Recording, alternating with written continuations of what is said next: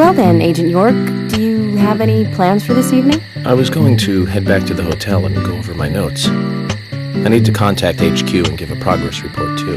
Okay, then let's call it a day here. Sounds good. Contact my office when you finish your report. We'll pick you up tomorrow morning. Diane, the owner of the art gallery, should be back soon. All right, then. Let's do that. Hold on, Agent York. We're going out to eat at Nick's Diner. Would you like to come with us? The diner? That might be nice. Thomas is a great cook, but Nick is the real deal. No visit to Greenvale is complete without eating at the A&G. A very appealing proposition. Zach, what do you think? We can always go back to the hotel after eating dinner. Or go directly back to the hotel. You decide, Zach.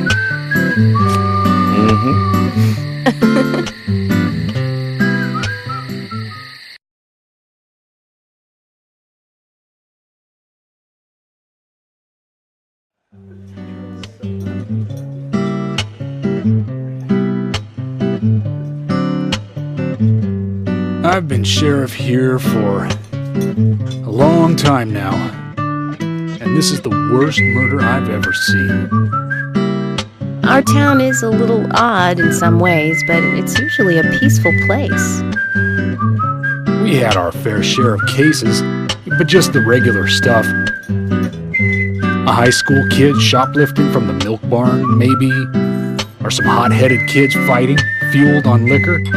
Nothing more than that. Agent York, what kind of cases have you dealt with in the past? Not much different from those you've just mentioned. The case I was on until last month, well, the guy killed 7 girls in a 3-month period. He sawed their heads off from the neck and took them back to his house. He cleaned the skulls up and used them as utensils in his daily life, to eat from or as a urine cup. He hated women. That was his way of dealing with it. He'd fill skulls with ice, cola, and rum, then he'd down it in one gulp. For him, that was a holy ritual. The question of his mental state was the pivotal point in the court case. Oh, man. For me, he was insane. 100%.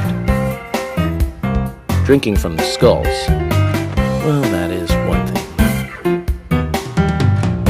But those he had used to relieve himself, he would then just use them to drink from, too. Yeah, that was too much for me. It's just not sanitary. Not sanitary.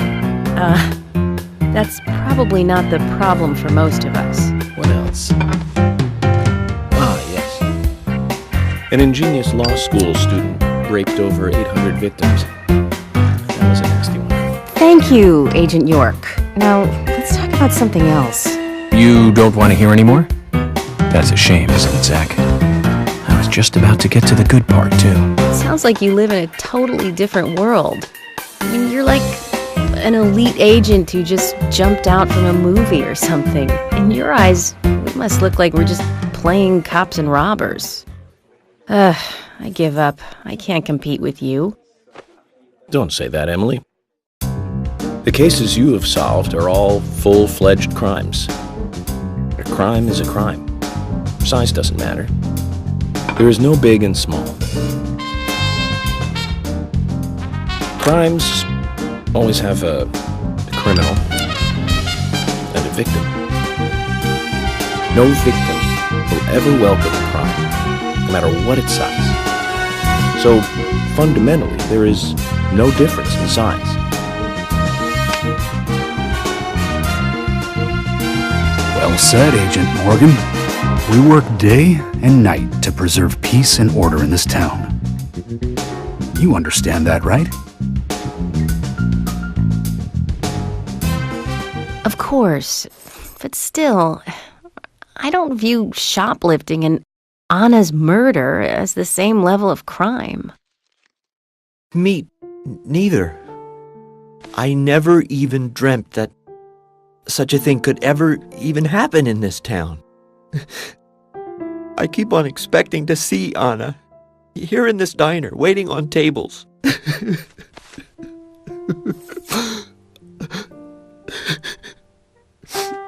Excuse us, Agent Morgan.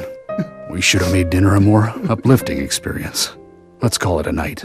Okay. Good night, then.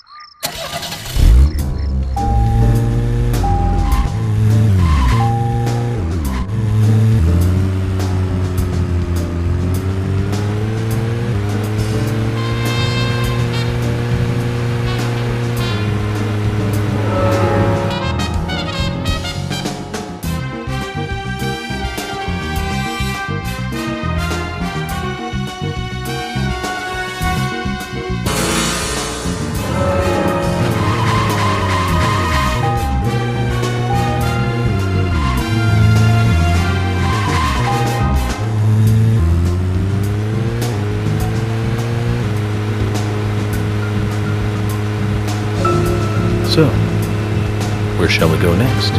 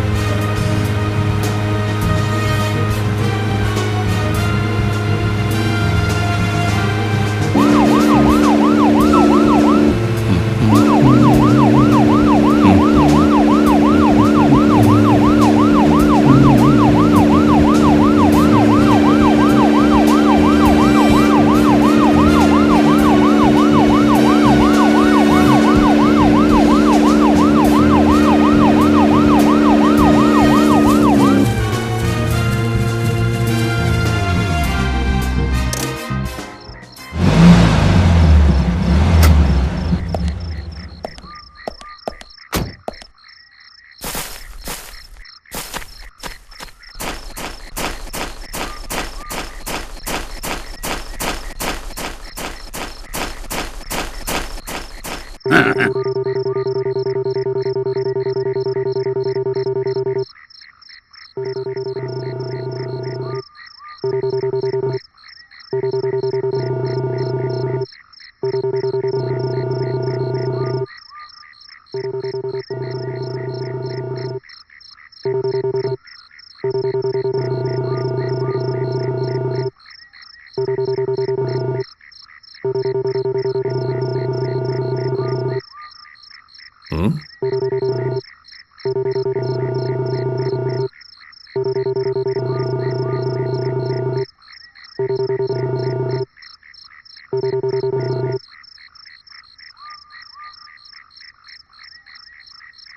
Now then, young fella, how do you feel about your current vehicle? My vehicle?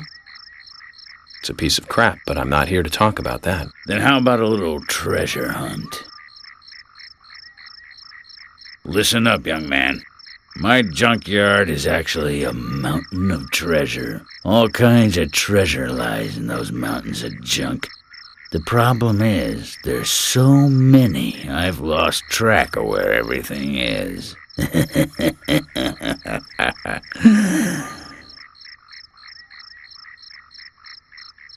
You've caught on already. I can see it in your eyes. I need you to head out in the yard and find certain things for me. If you help me out, I'll customize your car a little. What are you talking about? Didn't I tell you to shut up and listen to your superiors? Now, will you do it or not? I don't see any reason to refuse. Well said. First, I'll need some low gear parts. With that, I'll be able to boost the engine of your car. You'll find one around E5. Go! Don't just stand there, get going!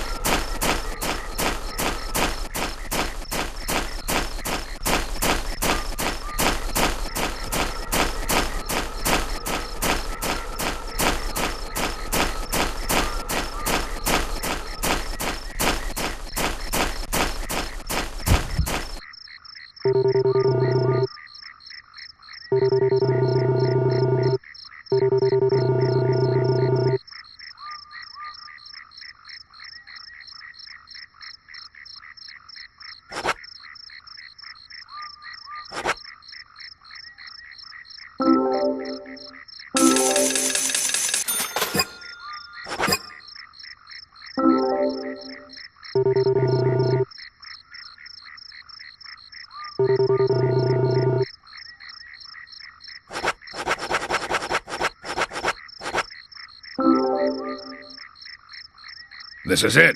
This'll save your life someday, son. You sure know how to exaggerate. You imbecile. Engine boost is vital for bringing back soldiers alive from war. Engine boost. Of course. Engine boost is the basis of everything. Let me tell you a war story, son. I was leading my unit at the very front line. Things were bad, and sanitary conditions were worse.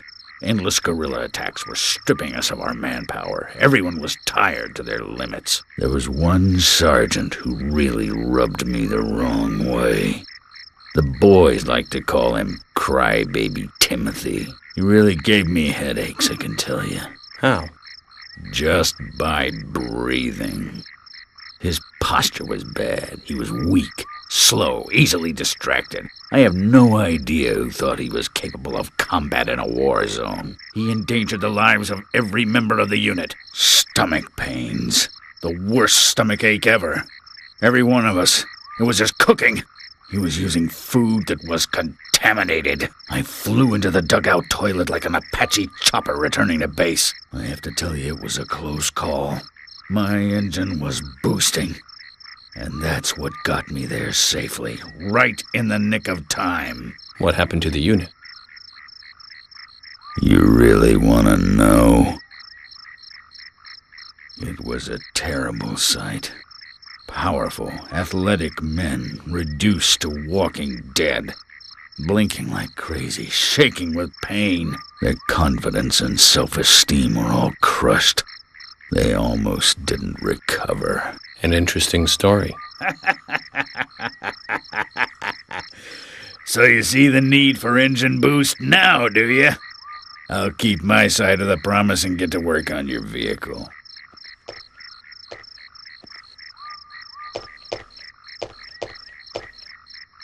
That badge on him is for a sergeant. Looks like it was sewn on something else before it was sewn onto his shirt. I wonder what that's all about. I put in longer pistons and optimized your lower gears. That should add boost to your speed when you accelerate. But there's still plenty of stuff I can do to make your car go faster. Just come see me again and I'll customize your car a little more.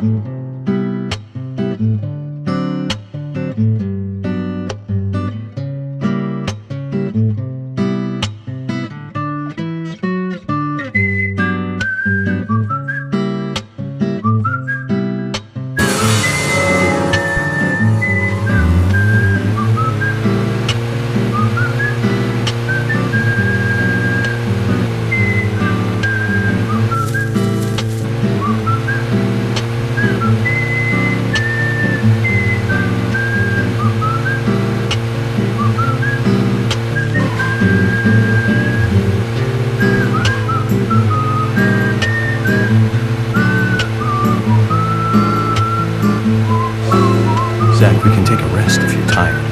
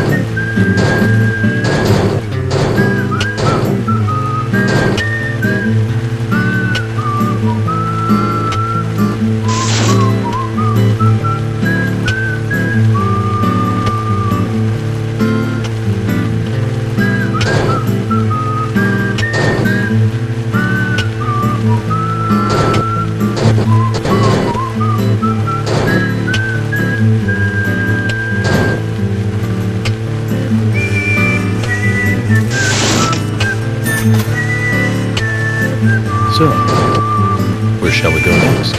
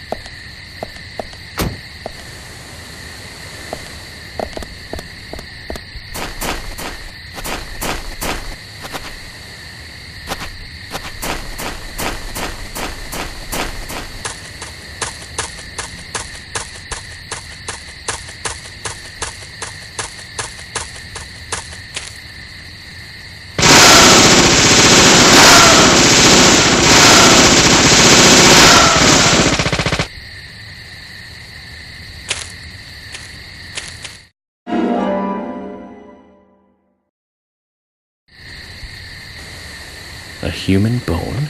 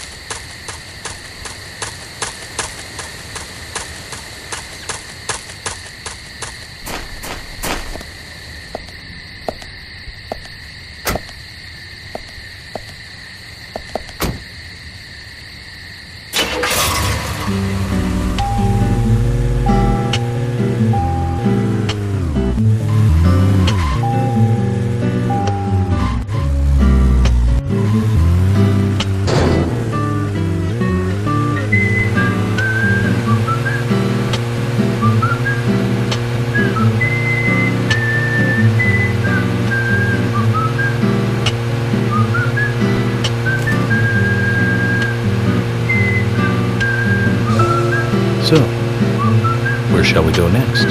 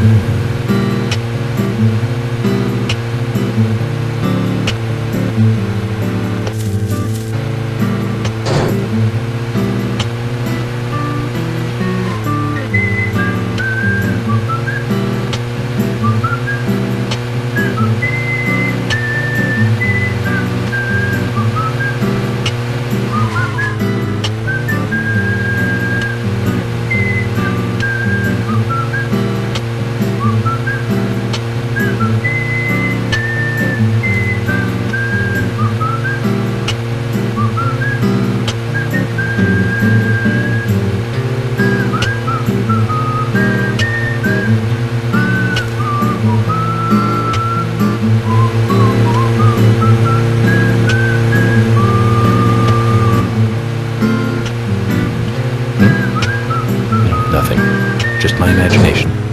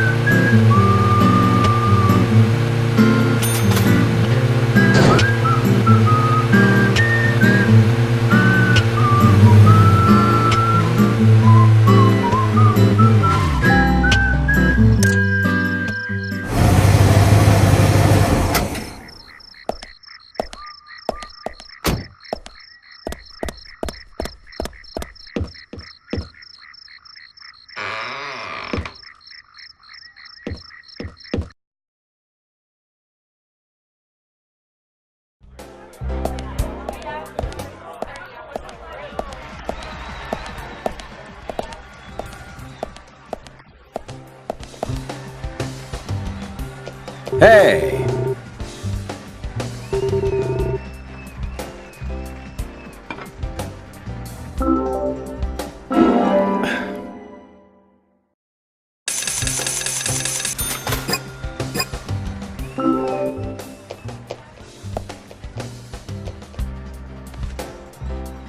Hey!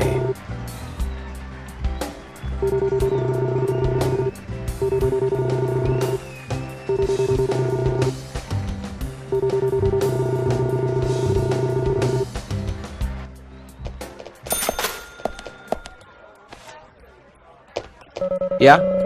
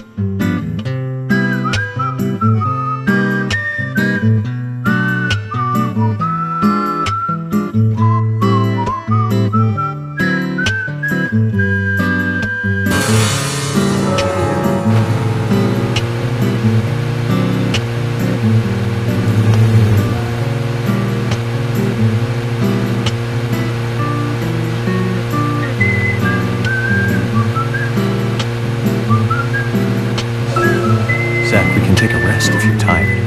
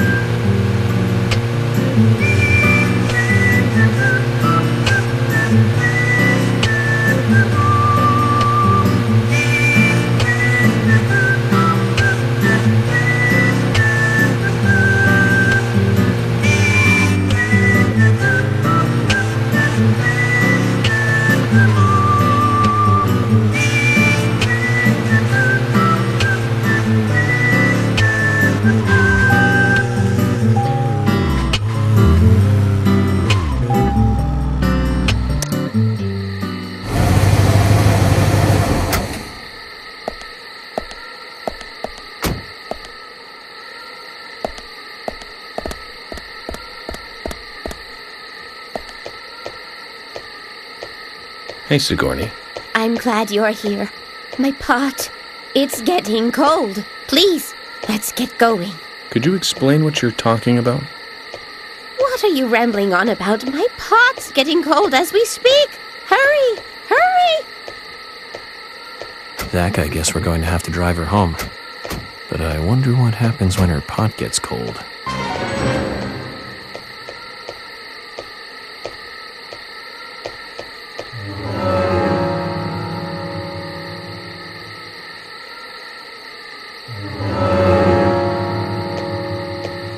Now, get the car going. My house is over by the lake. 3, 2, 1, go!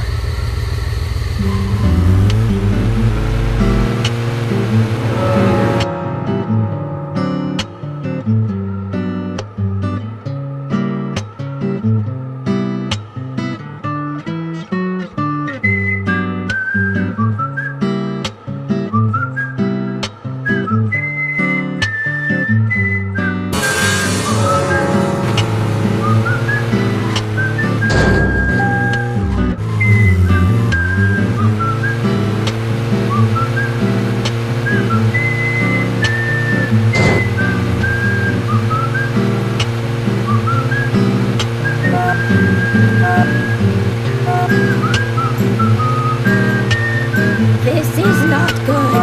It's losing more and more of its warmth. At this rate, my pot is going to get cold. Hurry, hurry! Step on it! Why do you have to drive so safely? Can't you see my pot is getting cold? This is not good.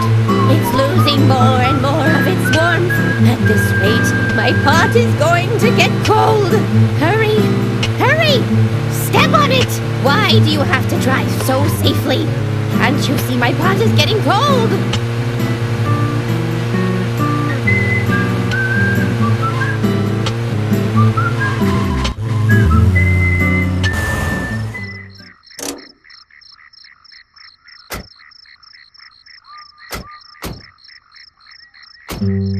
Oh, thanks to you, my pot is still warm. I'm glad to hear that. Don't get so excited, will you? Keep your voice down. What, are you going to tell me a secret? The pot knows everything. Hears all. If you can't find the person you are looking for, you need to look at things from a different angle. There is only one truth, but more than one is always visible. Like cooking a stew. Mix things in and wait for it to boil together. Just make sure it doesn't get burnt. And keep an eye on it. You have to gently mix it sometimes and wait until it's ready. Listen